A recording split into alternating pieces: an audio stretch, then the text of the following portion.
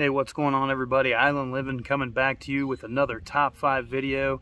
Today we're going to do the top 5 cons of moving to and living in Puerto Rico. You ready? Let's hit it. All right, number 5 on the cons list is going to be the roads. And yeah, this is a little bit about some of the roads are not well maintained, but they're long, windy roads, long, windy drives. A lot of times they're not really big enough for 2 cars. And it's a big island. So if you want to go anywhere, you're driving hour and a half, 2 hours. For us on the East Coast, it takes 3 hours to get to the West Coast. And the other part about the roads as a con is just the traffic. Man, the people don't know how to drive. They're either putting their brakes on an on-ramp onto a highway, causing an accident that way. They're passing people on the curb, on the shoulder. You know, they're running red lights, which, by the way, I think is legal after 11 p.m. here, which is not a bad thing, but they'll be running red light at 5 p.m. It doesn't matter. Just the drivers are crazy. The roads, just everything about being on the roads here is definitely a con. All right, number 4 is going to be an interesting one. They are nutso about safety. And what do I mean by that? Well, just take a look at the pandemic. This isn't trying to be about that, but man, they were locked down hard, and they were wearing those masks way after the rest of the world quit wearing them. And I think it goes back to the culture is one of safety. A lot of the Puerto Ricans, you know, I'll talk about going on a waterfall hike or something, and they'll say, "Oh, you got to be careful. Got to be careful. There can be flash flooding." You know, or we're going to the beach. Oh, no, the beach is too rough. You shouldn't go to the beach right now. It's too rough. Just all this lecturing, I think, is the right way to say it. People lecture us about safety all the time. I'll give you a quick example. We went to see sea turtle nesting, and this was going to be an amazing event. My wife was looking forward to it. Our kids were looking forward to it. We get there. The guy looks at us and says, "Did you not read my email?" Excuse me? Yeah, the safety email. Did you read all the points of safety? Well, this email was a mile long, guys. I'm like, no, I didn't read it. He's like, well, you're not allowed to come. I'm like, why? He's like, you're in sandals. I'm like, yeah, but we're going to be on a beach. He's like, it's not safe. You could step on something. You're going to hurt your foot. You got to have tennis shoes, closed-toed shoes. You got to wear pants. You can't be coming down here in shorts and flip-flops to go out on the beach. And I'm like, this guy is crazy. But this is just a story about one of the things I don't like, an example about one of the things I don't like in Puerto Rico, which is the people are just crazy about safety. A lot more than I am is all I'm going to say. So that's number 4 on the cons list for me. All right, number 3 con is the rough seas. There are massive trenches, the Puerto Rican Trench on the north, the massive trench to the south.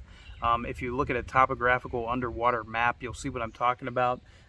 Unprotected beaches and shorelines leads to big waves. Now, that is a good thing for surfers. There is surfing action in several different places on the island, so if you're a surfer, that's probably a pro on your list. But for us, you know, with kids, smaller kids, having those rough waters is definitely a con. And even if you're trying to take a boat ride or a ferry over to Vieques or Culebra somewhere, you know, a lot of times they'll shut the ferries down because the water's too rough, or it's just a rough ride. You might get a little queasy on the way over.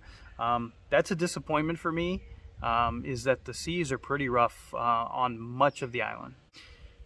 All right, I'm trying not to wade into too difficult of waters here on number 2, but the number 2 con is going to be the language. And what I mean by this is not that it's a native Spanish-speaking island, which it is, but it's the fact that everybody is bilingual. And it's like there's this big exclusive bilingual club of 3 million people on the island, and it's frustrating not being part of that. We actually are trying to learn Spanish, but you cannot try to learn Spanish here. It is the wrong island to move to, because as soon as you try to speak Spanish, as soon as you try to habla español to somebody, they're going to switch to English right away. Number 1, because it's easier, and number 2, because they want to practice their English, especially if you're outside of the San Juan metro area.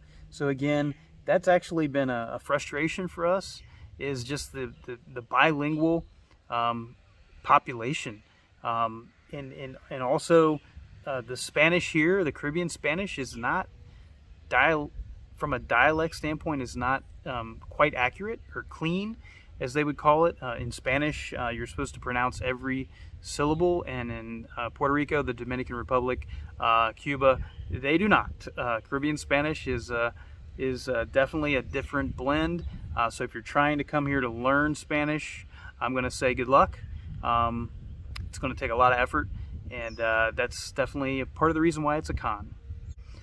All right, are you ready for the #1 con of living in Puerto Rico? Here it is.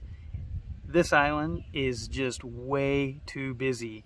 It is overcrowded. It is overpopulated. I live in an area that they call the country, and this is fairly secluded, but compared to the country from the States, from where I'm from in Ohio, this is not the country. Just how many people here? Over 3 million people on a small island. It's just really one of the most annoying things about living in Puerto Rico. Lines everywhere. Traffic is out of control on the roads. If you don't time things correctly, you know, we take our son up to a co-op, and it's 45 minutes going up and about an hour and a half to 2 hours coming back because of the traffic. The traffic here is a real bummer. You're moving to tropical paradise. You don't think about the traffic, but I'm going to tell you, well, there's traffic here because it's too crowded. There are just people everywhere. And speaking of crowds, you're going to need reservations for popular restaurants. You're going to need to get your tickets to those concerts and events quick, just because there's so many people on the island. So again, the #1 con is going to be that it's too crowded and too busy of an island for my tastes.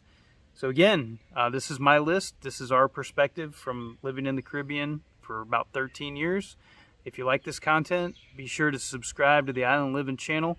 Sure would appreciate it. Smash that like button if you like this video. Comment down below if you agree, disagree with anything that I've shared on this list today. And hope everybody has a good one out there, and be blessed.